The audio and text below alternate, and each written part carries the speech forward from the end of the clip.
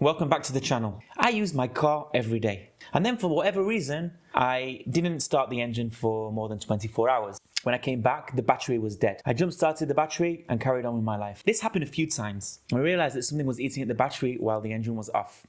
One day while walking my dog, I had a peek into the window and saw that the window and sunroof buttons were illuminated. You can imagine my reaction. What the f? I've tried to solve this in a few different ways. The user manual clearly states that all interior lights should automatically turn off up to 10 minutes after turning off the engine.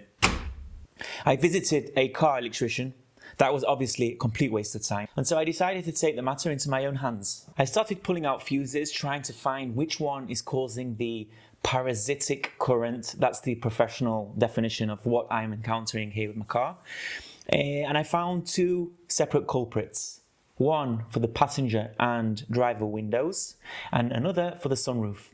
There is still a third accessory to the crime for the back windows that I wasn't able to find. I pulled quite a few fuses. There's approximately 50 different fuses that could be the problem. I didn't find it. I could brute force the issue and pull all the fuses out. I don't want to do that. I'm going to fix the two issues that I found and build a kind of infrastructure to take care of the third fuse if I ever find it in the future. I found these fuse extensions online.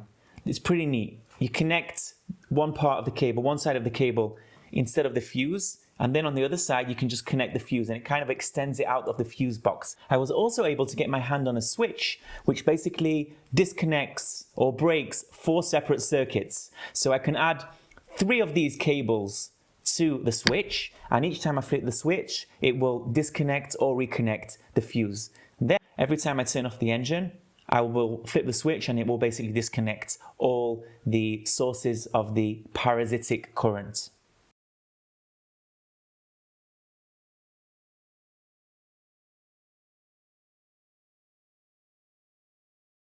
Now I know this solution isn't ideal and I will definitely be frowned upon if I ever get to my engineering judgment day, but it's going to have to do for now.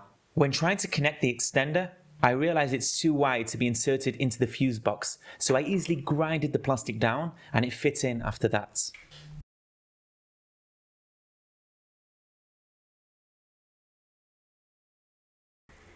It was quite challenging recording the actual insertion of the extensions. Here you can see after I already inserted them. Well, you may be asking yourselves, what will happen if I sell the car and someone in the future gets a look at the fuse box and has no idea what I've actually done there?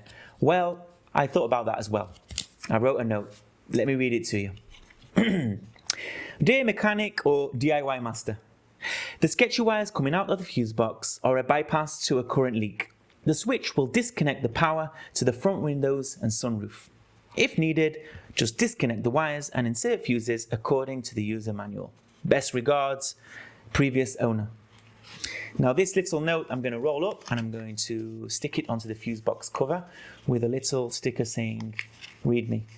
Very responsible of me.